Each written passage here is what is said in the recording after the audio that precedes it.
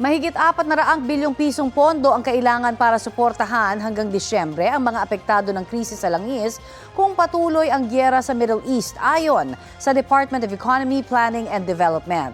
Ang best case scenario naman na nakikita ng Department of Energy, mangyayari lamang kung magkakaroon ng pangmatagalang kasunduan ng Amerika at Iran. Balitang hatid ni Ian Cruz.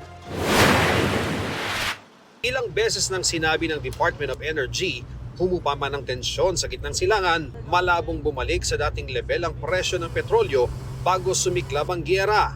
Ang best case scenario anila, babalik lang sa 75 to 90 pesos per liter ang diesel. Malayo sa dating 48 to 65 pesos per liter bago atakihin ng US at Israel ang Iran noong Pebrero. Bababa raw sa 62 to 75 pesos per liter ang gasolina.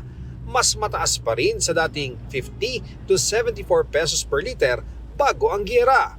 Sa presentasyon ni DOE Undersecretary Alessandro Sales sa pagdinig ng Joint Committee ng Kamara na Legislative Energy Action and Development o LEAD, mangyayari lang daw ito kapag nagkaroon ng long-term agreement ang Amerika at Iran.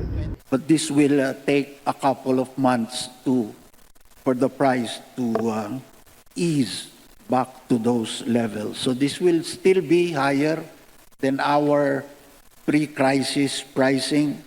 And this is primarily due to structural damage in the Middle East in terms of facilities and the moving around of logistics to bring crude oil to the market. Ayon sa Department of Energy, malaking bagay talaga ang pagbuti ng sitwasyon sa gitnang silangan dahil sa unang pagkakataon, 7 linggo matapos magsimula ang gulo sa Middle East, magkakaroon ng mega oil price rollback. Sa pagdinig naman ng Senate Protect Committee o Proactive Response and Oversight for Timely and Effective Crisis Strategy, natanong ang DOE kung bakit hindi tayo kumukuha ng langis sa Russia. Binanggit ni Foreign Affairs Secretary Teresa Lazaro ang pagpataw ng United Nations ng trade sanctions sa Russia matapos itong lusubin ng Ukraine noong 2022. Bakit nga kailangan magpaalam sa US?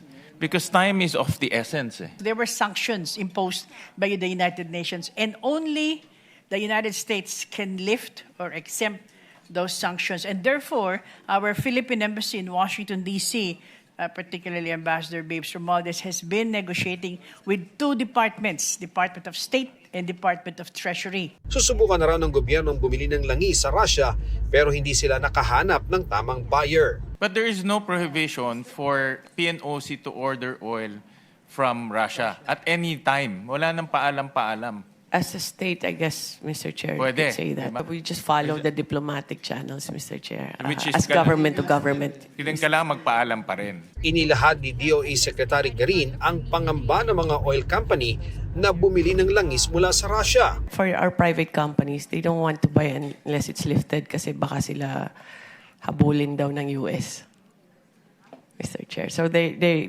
wanted that. They wanted the clearance before they buy.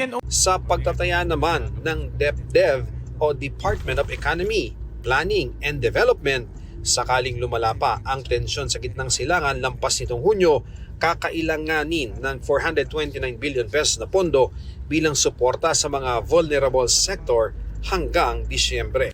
Kasama rito ang para sa fuel subsidy, service contracting program at iba pang para sa sektor ng transportasyon. Gayun din sa mga magsasaka at mangingisda para masiguro ang food security. Nakapailalim din dito ang panukalang dagdag na 1,500 pesos para sa mga benepisyaryo ng 4Ps o Pantawid Pamilyang Pilipino program at ayuda sa tinukoy na mga nangangailangan na hindi pa kasama sa 4Ps. Kung sakali, sabi ni DepDev Secretary Arsenio Balisacan, mas maiging mag-realign ng pondo mula sa ibang programa na hindi pa masyadong kailangan. Ian Cruz nagbabalita para sa GMA News.